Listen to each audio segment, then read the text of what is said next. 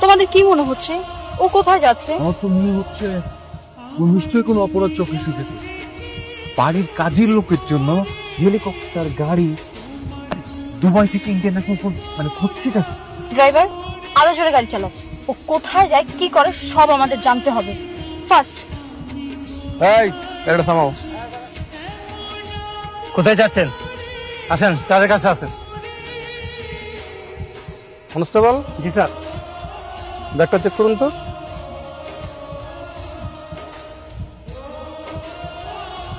Sir, ব্যাগের ভিতরে পিস্তল। পিস্তল? জি sir. পিস্তল?